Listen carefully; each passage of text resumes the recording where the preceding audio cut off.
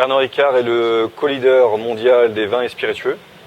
C'est un groupe qui représente presque 19 000 personnes, 8 milliards de chiffre d'affaires par an, composé de 75 filiales réparties dans 4 régions du monde. Effectivement, aujourd'hui, nous sommes en train de restructurer notre DSI groupe.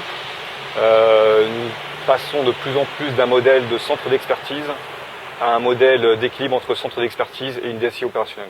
Concernant l'architecture de Pernod Ricard, il faut comprendre qu'il est calqué sur le modèle business très décentralisé. Nos projets sont menés sur 3 axes: connectivité, sécurité et performance. Nous cherchons le meilleur équilibre entre ces 3 composantes. En fait, 2 projets prioritaires. Un, d'améliorer le contrôle de sécurité pour pouvoir simplifier la connectivité entre filiales et déployer des applications plus rapidement. Et 2, contrôler la performance réseau d'accès à ces applications pour pouvoir l'améliorer. Différents partenaires qui sont par exemple Proofpoint pour les solutions de filtrage email, Zscaler pour les solutions de filtrage web,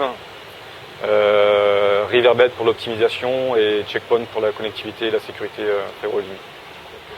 Oui, il est clair que le spam augmente tous les ans et représente une très grande partie du trafic, mais il nous faut considérer les autres types d'attaques, autres que le spam, et nous protéger contre les attaques de plus en plus pointues et spécifiques à Pernod Ricard.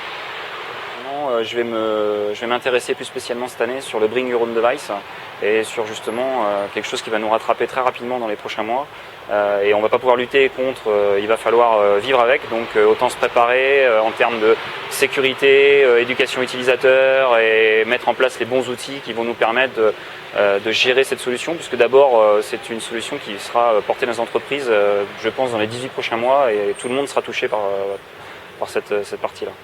Ouais, on a des outils de gestion de parc mobile qui sont, alors pour le coup, intégrés à nos data centers. Donc, je suis en charge de 2 data centers en France et 2 data centers complètement différents, puisque j'en ai un purement interne et un second externalisé, donc chez un fournisseur qui s'appelle Atos, Origine.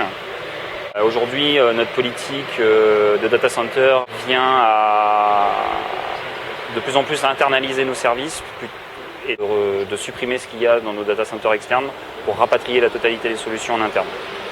Voilà, pour des raisons politiques, informatiques à une époque, une décision avait été prise d'externaliser les services informatiques et notamment les salles serveurs.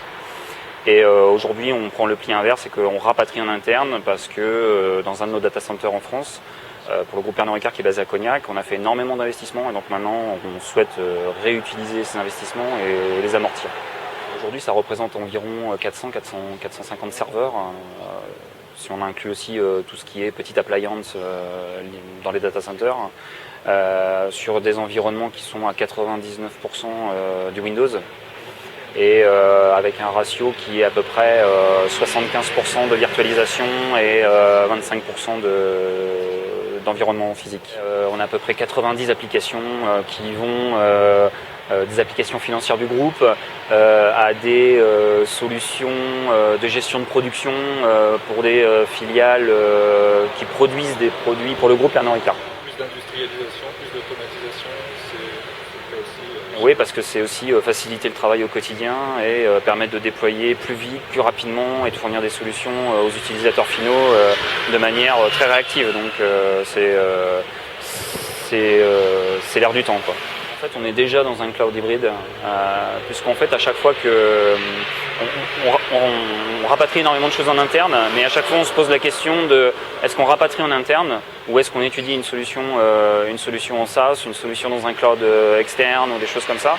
Et à chaque nouveau projet, on se pose réellement la question de se dire quelle est la meilleure solution, quelle est celle qui va correspondre le mieux aux besoins des utilisateurs. Et à chaque fois, la solution cloud est mise en balance versus un déploiement on-premise ou des choses comme ça.